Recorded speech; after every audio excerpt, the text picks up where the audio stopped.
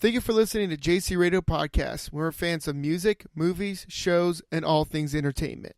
Hey everyone, this is John from JC Radio, and in this episode of JC Interviews, we're going to be speaking with Tanner from the band Comancheros. Now, I was actually unable to make it to this interview, so Cody took lead and actually invited a buddy of his named Alex onto the show to take my place. Alex is somebody that we have been considering to actually be on the show as a regular. Whereas we are unsure at the moment if he will be a permanent member, he is right now a filler for me and or Cody. That being said, hope you enjoy this interview. This is JC Interviews, interviewing Tanner from the band The Comancheros.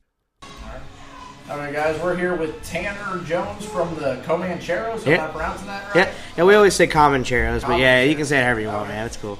We're here at Buchshot Saloon, just on the outskirts of Kingdom City, getting a chance to talk with him. Okay, I guess one question for people that might not be familiar with your group. How long have you all been together, and I guess how did you all kind of actually meet up to get things rolling?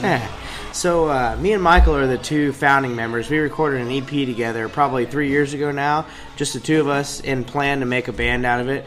But we just started writing the songs first. So I'd say 3 years, and then as a full band, probably 2 now. So. Sounds like you've been doing pretty well for that short time frame. We just put out our first full-length record. So that was, we released that in December, and half of that we did at a studio in Nashville, which was in one of Elvis's old studios, which was really cool. Nice. And then the other half we made in a house up here in Columbia. So the heavy side was actually done in this old Elvis studio, and the western side was done in a house in Columbia. So. Wow, that's awesome. How was it being up, I guess, at Elvis's place? Dude, it was crazy, man. It's like, I mean, you go in and you go through the garage because he wanted a place where he could drive in. So the name of the studio was called House of David, which is actually since permanent closed, which is too bad. But you drive in the garage. There's a trap door that gets you into the studio, basically the living room.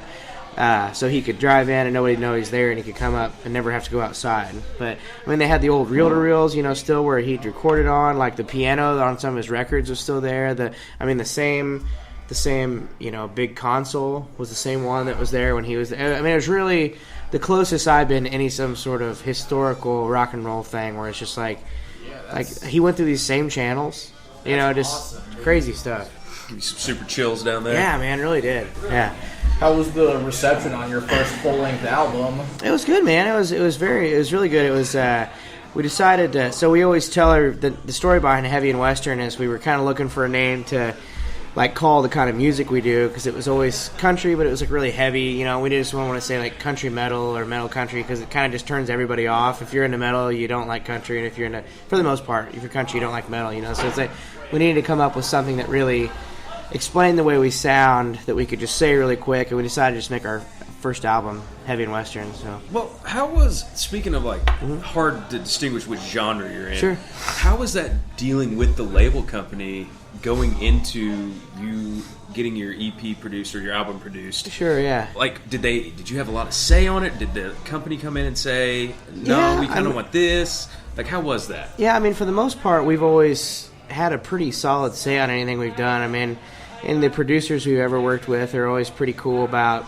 letting us make the choice. And I do feel like we try to make the choice of course we write what we want to write, but we try to make choices that are what will most people like too. It's not just us and screw everybody else. It's like, how can we do what we want to do but still make it as accessible as possible? So which we're always open-minded to anything too. As far as that goes. I looked up the album cover, and I really love the artwork. Oh, thanks, man. That's why I was like, I wonder if they got to pick that, or if they got to pick the artist and all that good stuff. That was done by our friend Jesse Barstead in Minneapolis, cool. It was Minnesota. Awesome. I really liked it. Thanks, man. Thank you. He did a bunch of our shirts and stuff, too. Did you have any weird experiences while recording, or was it a pretty smooth process? I mean, probably the weirdest one I'd say is the studio closed down permanently while we were getting the mixes back. So that was a really, really hard process of just, because these people are basically being let go while we're trying to like, hey man, could you make the drums louder? Stuff like that. Or they're moving to a different place where this project no longer has, it was a really weird kind of deal. So that took a while, but they were all super cool. And then the second half, actually, we thought had burned up in a house fire, but that actually was recovered off of an external hard drive. So there was almost some sort of weird mojo about this whole thing. Maybe we shouldn't get it finished, but Yeah, sounds like you had quite the process. yeah, it was a lot of ups and downs, but it all worked out. So. What would you say is probably, I guess, your favorite song off the album to play live?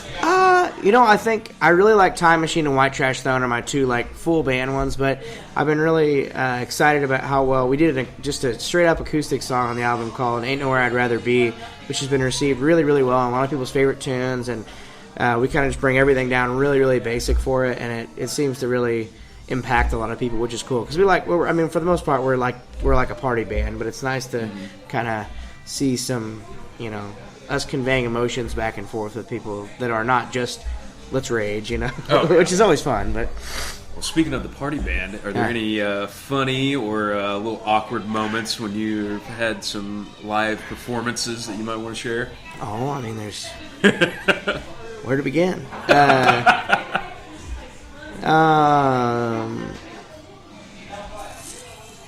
I've had, we've had stuff where, people are literally so hammered by, song 2 that they're falling into microphones, literally, at 8:05, kind of stuff. And we played this party, a week or two ago where it was, I don't know what the people were on, but they all came in and they didn't seem messed up, but they were, I don't know if it was, some sort of weird drug or something. They were all normal, but, they weren't humans or something. It was they were climbing on speakers and would just get up there and just stand there and kind of look around all blindly, you're like, dude, what are you doing? Usually when people do stuff they jump off or they're like, yeah, man, it's just these people were just, something they took was just void of, they were doing things, but it was like zombies, man. It was crazy. It was kind of trippy, but. Any future plans as far as touring goes with the new album? Yeah, I think we plan to go south probably in the spring. We've got a couple right now. We just kind of have little offshoots. We got a Kansas City next weekend. The weekend after that, we're going to play a showcase thing in Nashville.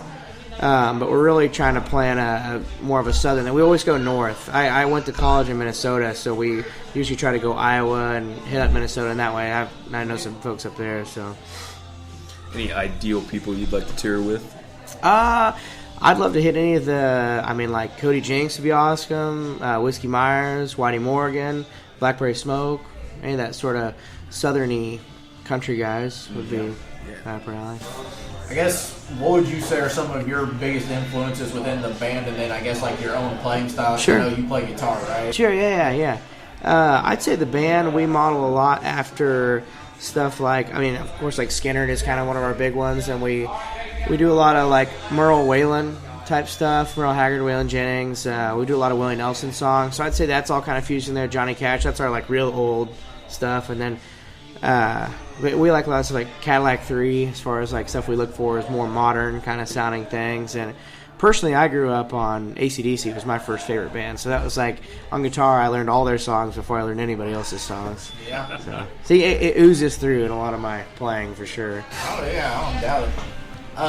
What, I guess, equipment do you use on stage? I know you recently got the thing with Gibson. Yeah. I'm guessing at least a Gibson. Is there any other stuff you use on stage? I use a White Flying V Gibson, which is my main one, and then I have a Les Paul Classic and a Explorer Standard and Natural, and then I use a SG Standard from 05. It's just Cherry Burst and or Cherry Finish. And I use a Fender Supersonic amp, and then I really use a lot of pedals all the time. I use this J-Rocket Guthrie Trap Overdrive pretty well most of the time. So I usually just run the Fender straight clean, and then I put stuff on top of it, and that's how we can kind of get Merle Haggard clean to pretty heavy if we want to, pretty quick.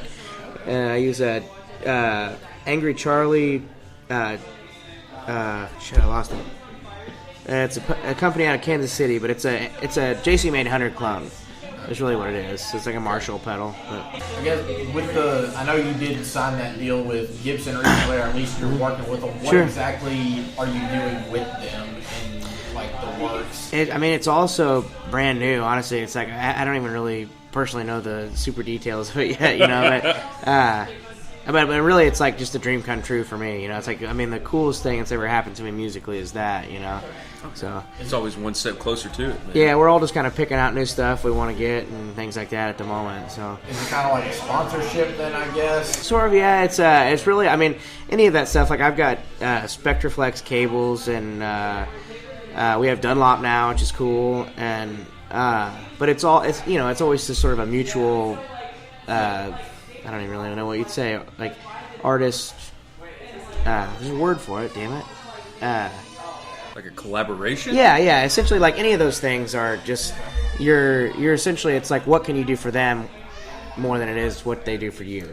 Sort of thing. But I guess with that, is there any other companies out there you would really love to work with? I know, like you said, yeah, Gibson, sure. Yeah, I'd like to get some sort of amplifier company. I'd like probably just Fender or Marshall. Honestly, I mean those have always been my two favorites, and Fender is really what I go to now, just because it's so easy to go from really heavy to clean pretty quick. But I'd be more than happy to play Marshall all the time. So. How did you all come up with your style of music, since it's not really rock, it's not really country? Sure. It's very, I guess, Skynyrd-esque, where it's kind Sure. of a southern rock. Sure, but even yeah. there it's a little more country than I think Skynyrd was. Sure. Well, it comes a lot from me and Michael, the drummer. He and I write all his tunes together. And he and I both grew up in metal backgrounds. And he has a band with his brother called A Hill to Die Upon, which they actually played in Kansas City last night. And I grew up playing metal too. I was a part of Dead Medusa in Columbia, and I was one of the founder dudes of that. And I was in a band called Cantharone up in Minneapolis, St. Paul forever. But that was kind of like what we grew up on, or I shouldn't say grew up on. We both grew up listening to country music. So that was the thing. It was just a part of us. And then we played metal our whole lives. Then we got to where, I think really truthfully, we both moved to big cities, and we got to where we didn't hear country anymore. So we started listening to it all the time, and it was like kind of a, it's like you go back home when you listen to it sort of thing. And so we got to where we were playing it, and then it just kind of like, so how can we fuse all the things we love into one thing, and make it, so it's kind of what we came up with. Nice. Did that, I guess, also play a part into your style? Because I can't say I've seen a lot of bands that dress like you all. It's Sure. very kind of, I guess, an outlaw look is Sure. what I would go with. Yeah. It's definitely so. A lot of it's like, I'd say one of our biggest band influences is just Motorhead, which is like, which is a big part of why we choose to wear the bullet belts and stuff like that. And so, but yeah, totally, absolutely a big part of the look. Well, is there anything else, I guess, you want people to know about the group in general? Anywhere they can find you all? Pretty well any, Instagram, Facebook, YouTube, anything you can be on. Spotify, yeah, that new record for sure is on everything. So, any plans, I guess, for the second one? Like any songs wrote yet for that, or just kind of getting this first one under the belt at this point? Yeah, we didn't play a ton in January, mainly just weekends. So we basically, I think we have like 10 tunes now. So we'd like to probably write at least 25, and then pick a handful of them that we think are the best, and hopefully have a release again next December like we did this December. Trying to get another one out this coming December, I guess. Yeah, we'd like to keep it on at least, at the longest, a year between them. Now, sorry. Is December a good release point for albums, or do you want to wait until the next year or a little bit earlier? They say November is the worst. Really? I don't know why that is, but they say November is the worst for it. That's interesting because in movies it's always January. January's that dumping ground. December is just kind of how it's fallen with us, all of our EP, because we had 2 EPs in the album. It's just like that's kind of where it's worked out. So it's at this point we're kind of on this yearly. Don't screw up a good thing. Yeah. We could always wait or probably do it sooner, honestly, if we wanted to. So.